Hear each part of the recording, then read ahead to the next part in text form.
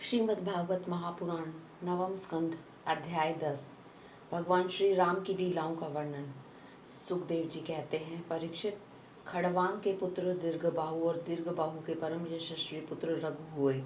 रघु के अज और अज के पुत्र महाराज दशरथ हुए। देवताओं की प्रार्थना से साक्षात परब्रह्म परमात्मा भगवान श्री हरि ही अपने अंश अंश से 4 रूप धारण करके राजा दशरथ के पुत्र हुए। उनके नाम थे राम, लक्ष्मण, भरत और शत्रुघ्न।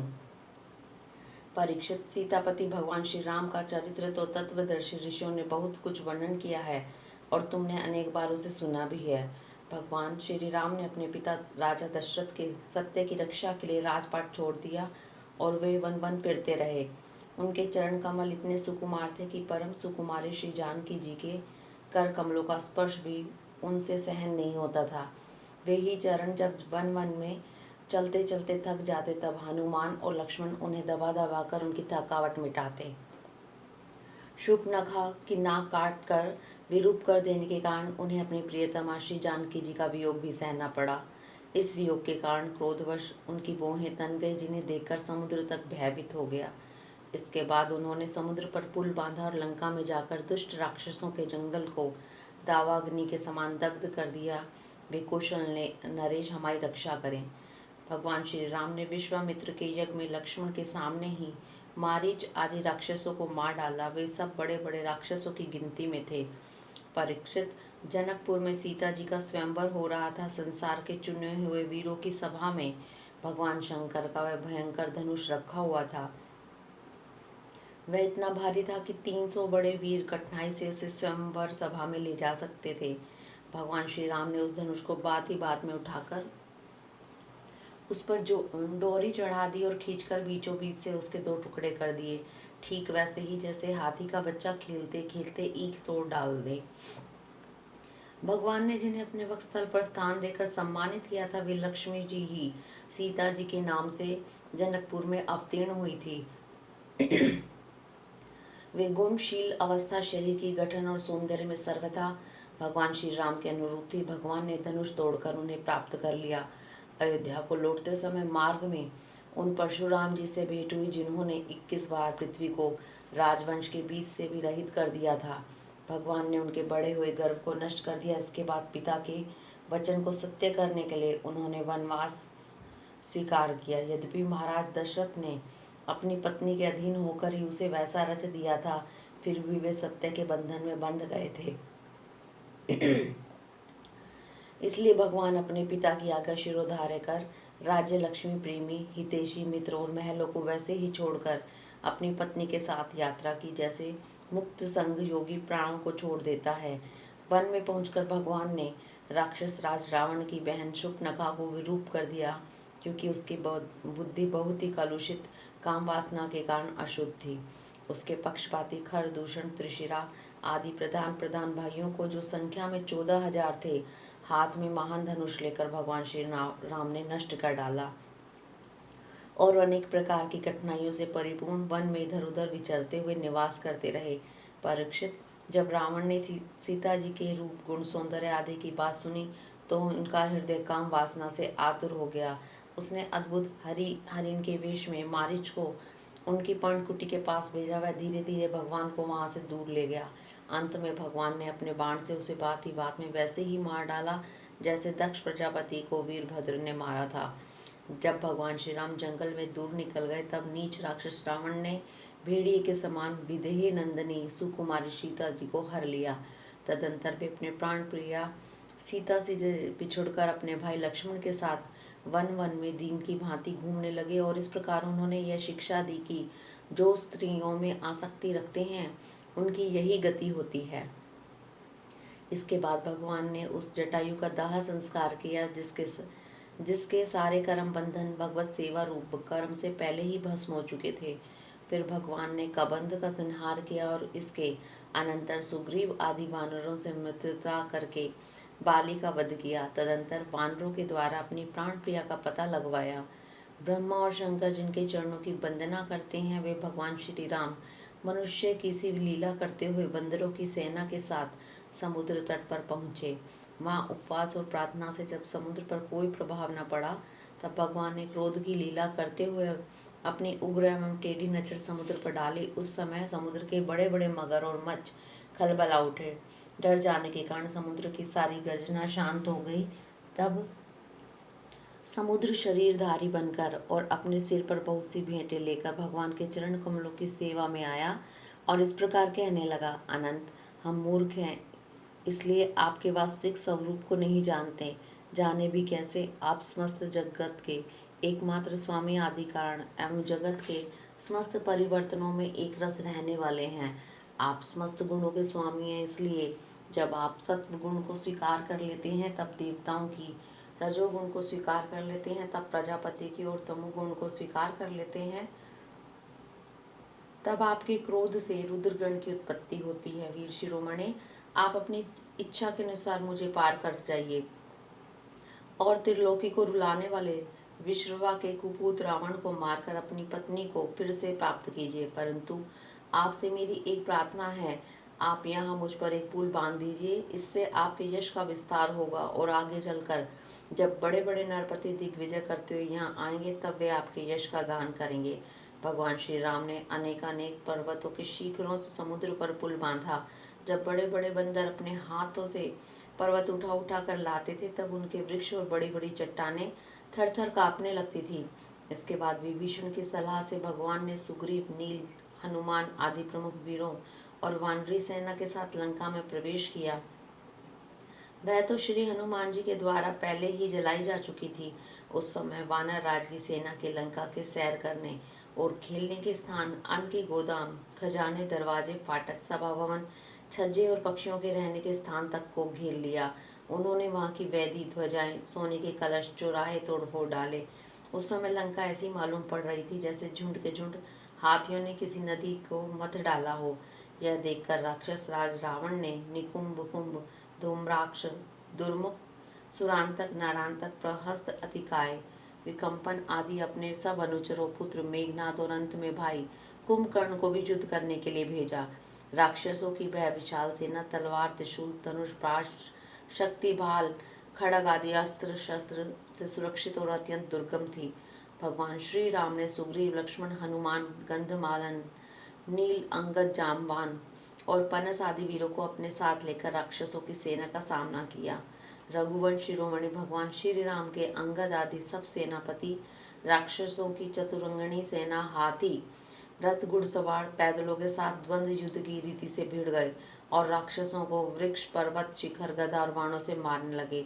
उनका मारा जाना तो स्वाभाविक ही था, क्योंकि वे उसी रावण के अनुचर थे जिसका मंगल श्री सीता जी को स्पर्श करने के कारण पहले ही नष्ट हो चुका था। जब राक्षस राज रावण ने देखा कि मेरी सेना तो नाश हुआ जा रहा है, तब वह क्रोध में भरकर पुष्पक विमान पर आरूढ़ हो भगवान श्री राम के सामने आया। उस समय इंद्र का सारथी मातली बड़ा ही तेजस्वी दिव्य रथ लेकर आया और उस पर भगवान श्री राम जी विराजमान हुए। रावण अपने तीखे बाणों से उन पर प्रहार करने लगा। भगवान श्री राम ने रावण से कहा, नीच राक्षस, तुम कुत्ते की तरह हमारी अनुपस्थिति में हमारी प्राण प्रिय पत्नी को हर लाए। तुमने दुष्टता की हद कर दी। तुम्हारे जैसा निर्लज तथा निंदनीय और कौन होगा। जैसे काल को कोई टाल नहीं सकता, कर्तापन के अभिमान को वह फल दिए बिना नहीं रह सकता, वैसे ही आज मैं तुम्हें तुम्हारी करनी का फल चखाता हूँ। इस प्रकार रावण को फटकारते हुए भगवान श्री राम ने अपने धनुष पर चढ़ाया हुआ बाण उस पर छोड़ा। उस बाण ने ब्रज के समान उसके हृदय को विदीर्ण कर दिया। वह अपने 10 मुखों से खून उगलता हुआ विमान से गिर पड़ा। ठीक वैसे ही जैसे पुण्य आत्मा लोग भोग समाप्त होने पर स्वर्ग से गिर पड़ते हैं। उस समय उसके पुरजन परिजन हाय हाय करके चिल्लाने लगे। तदंतर हजारों राक्षसियां मंदोदरी के साथ रोती हुई लंका से निकल पड़ी और रणभूमि में आए। उन्होंने देखा कि उनके स्वजन संबंधी लक्ष्मण जी के बाणों से छिन्न भिन्न होकर पड़े हुए हैं। वे अपने हाथों अपनी छाती पीट पीट कर और अपने सगे संबंधियों को हृदय से लगा लगा कर ऊंचे स्वर से विलाप करने लगी। आज हम सब बेमौत मारी गई। वह एक दिन वह था जब आपके भय से समस्त लोगों में त्राही त्राही मच जाती थी। आज वह दिन आ पहुंचा है कि आपके न रहने से हमारे शत्रु लंका की दुर्दशा कर रहे हैं और यह प्रश्न उठ रहा है कि अब लंका किसके अधीन रहेगी। आप सब प्रकार से संपन्न थे, किसी भी बात की कमी न थी, परंतु आप काम के वश हो गए और यह नहीं सोचा कि सीता जी कितनी तेजस्विनी है और उसका कितना प्रभाव है। आपकी यही भूल आपकी दुर्दशा का कारण बन गई। कभी आपके कामों से हम सब और समस्त राक्षस वंश आनंदित होता था, और आज हम सब तथा लंका नगरी विधवा हो गई। आपका यह शरीर जिसके लिए आपने सब कुछ कर डाला, आज गिद्धों का आहार बन रहा है, और आपने आत्मा को आपने नरक का अधिकारी बना डाला। यह सब आपकी ही नासमझी और कामुकता का फल है। श्री सुखदेव जी कहते हैं, परीक्षित, कौशलाधीश भगवान श्री रामचंद्र जी की आज्ञा से विभीषण ने अपने सब जन संबंधियों का पितृयज्ञ की विधि से शास्त्र के अनुसार अत्यंत्येष्टि कर्म किया। इसके बाद भगवान श्री राम ने अशोक वाटिका के आश्रम में अशोक वृक्ष के नीचे बैठी हुई सीता जी को देखा। वे उन्हीं के विरह की व्याधि से पीड़ित एवं अत्यंत दुर्बल हो रही थी। अपनी प्राण प्रिय अर्धांगिनी सीता जी को अत्यंत दीन अवस्था में देखकर श्री राम का हृदय प्रेम और कृपा से भर आया। इधर भगवान का दर्शन पाकर सीता जी का हृदय प्रेम और आनंद से परिपूर्ण हो गया। उनका मुख कमल खिल उठा। भगवान ने विभीषण को राक्षसों का स्वामित्व, लंकापुरी का राज्य और एक कल्प की आयु दी, और इसके बाद पहले सीता जी को विमान पर बैठाकर अपने दोनों भाई लक्ष्मण तथा सुग्रीव एवं सेवक हनुमान जी के साथ स्वयं भी विमान पर सवार हुए। इस प्रकार 14 वर्ष का व्रत पूरा हो जाने पर उन्होंने अपने नगर की यात्रा की। उस समय मार्ग में ब्रह्मा आदि लोकपालगण उन पर बड़े प्रेम से पुष्पों की वर्षा कर रहे थे। इधर तो ब्रह्मा आदि बड़े आनंद से भगवान की लीलाओं का गान कर रहे थे, और उधर जब भगवान को यह मालूम हुआ कि भरत जी केवल गौमूत्र में पकाया हुआ जौ का दलिया खाते हैं, वल्कल पहनते हैं और पृथ्वी पर डाब बिछाकर सोते हैं, और उन्होंने जटाएं बढ़ा रखी हैं, तब वे बहुत दुखी हुए। उनकी दशा का स्मरण कर परम करुणाशील भगवान का हृदय भर आया। जब भरत को मालूम हुआ कि मेरे बड़े भाई भगवान श्री राम आ रहे हैं, तब वे पूर्ववासी मंत्री और पुरोहितों को साथ लेकर एवं भगवान की पादुकाएं सिर पर रखकर उनकी आगवानी के लिए चले। जब भरत जी अपने रहने के स्थान नंदी ग्राम से चले, तब लोग उनके साथ साथ मंगल गान करते बाजे बजाते चलने लगे। वेदवादी ब्राह्मण बार बार वेद मंत्रों का उच्चारण करने लगे और उनकी ध्वनि चारों ओर गूंजने लगी। सुनहरी कामदार पताकाएं फहराने लगी। सोने से मढ़े हुए तथा रंग बिरंगे ध्वजाओं से सजे हुए रथ, सुनहले साथ से सजाए हुए सुंदर घोड़े तथा सोने के कवच पहने हुए सैनिक उनके साथ साथ चलने लगे। सेठ, साहूकार, श्रेष्ठ वारंगनाएं, पैदल चलने वाले सेवक, महाराजाओं के योग्य छोटी बड़ी सभी वस्तुएं उनके साथ चल रही थी। भगवान को देखते ही प्रेम के उद्रेक से भरत जी का हृदय गदगद हो गया। नेत्रों से आंसू छलक आए। वे भगवान के चरणों पर गिर पड़े। उन्होंने प्रभु के सामने उनकी पादिकाएं रख दी और हाथ जोड़कर खड़े हो गए। नेत्रों से आंसू की धारा बहती जा रही थी। भगवान ने अपने दोनों हाथों से पकड़कर बहुत देर तक भरत जी को हृदय से लगाए रखा। भगवान के नेत्र जल से भरत जी का स्नान हो गया। उसके बाद सीता जी और लक्ष्मण जी के साथ भगवान श्री राम ने ब्राह्मण और पूजनीय गुरुजनों को नमस्कार किया तथा सारी प्रजा ने बड़े प्रेम से सिर झुकाकर भगवान के चरणों में प्रणाम किया। उस समय उत्तर कौशल देश की रहने वाली समस्त प्रजा अपने स्वामी भगवान को बहुत दिनों के बाद आए देख अपने दुपट्टे हिला हिलाकर पुष्पों की वर्षा करती हुई आनंद से नाचने लगी। भरत जी ने भगवान की पादुकाएं ली, विभीषण ने श्रेष्ठ चंवर, सुग्रीव ने पंखा और श्री हनुमान जी ने श्वेत छत्र ग्रहण किया। परीक्षित शत्रुघ्न जी ने धनुष और तरका, सीता जी ने तीर्थों के जल से भरा कमंडल, अंगद ने सोने का खड़ग और जामवान ने ढाल ले ली। इन लोगों के साथ भगवान पुष्पक विमान पर विराजमान हो गए। चारों तरफ यथास्थान स्त्रियां बैठ गई, बंदीजन स्तुति करने लगे।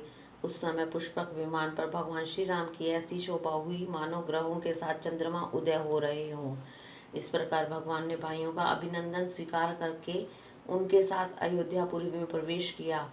उस समय वह पूरी आनंद उत्सव से परिपूर्ण हो रही थी। राजमहलों में प्रवेश करके उन्होंने अपनी माता कौशल्या, अन्य माताओं, गुरुजनों, बराबर के मित्रों, छोटों को यथा योग्य सम्मान दिया। उनके द्वारा किया हुआ सम्मान स्वीकार किया। सीता जी और लक्ष्मण जी ने भी भगवान के साथ साथ सबके प्रति यथा योग्य व्यवहार किया।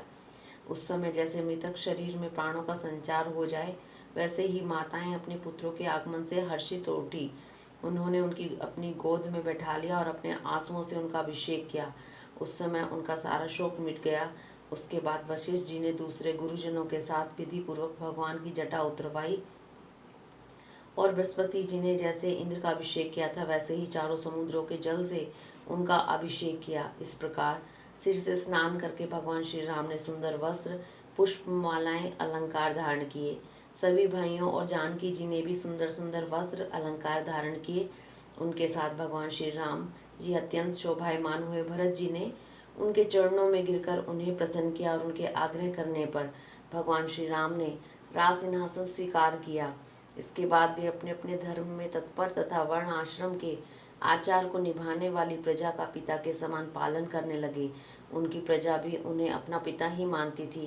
परीक्षित, जब समस्त प्राणियों को सुख देने वाले परम धर्मज्ञ भगवान श्री राम राजा हुए तब था त्रेता युग, परंतु मालूम होता था मानो सत्य युग ही है। परीक्षित, उस समय वन, नदी, पर्वत, वर्ष, द्वीप और समुद्र सबके सब प्रजा के लिए कामधेनु के समान समस्त कामनाओं को पूर्ण करने वाले बन रहे थे। इंद्रियातीत भगवान श्री राम के राज्य करते समय किसी को मानसिक चिंता या शारीरिक रोग नहीं होते थे। बुढ़ापा, दुर्बलता, दुख, शोक, भय, थकावट नाम मात्र के लिए भी नहीं थे। यहाँ तक कि जो मरना नहीं चाहते थे उनकी मृत्यु भी नहीं होती थी। भगवान श्री राम ने एक पत्नी का व्रत धारण कर रखा था। उनके चरित्र अत्यंत पवित्र एवं राजर्षियों के से थे। वे गृहस्थ उचित सब धर्म की शिक्षा देने के लिए स्वयं उस धर्म का आचरण करते थे। सती शिरोमणि सीता जी अपने पति के हृदय का भाव जानती रहती। वे प्रेम से, सेवा से, शील से, अत्यंत विनय से तथा अपनी बुद्धि और लज्जा आदि गुणों से अपने पति भगवान श्री राम जी का चित्त चुराती रहती थी। हरिओम तत्सत।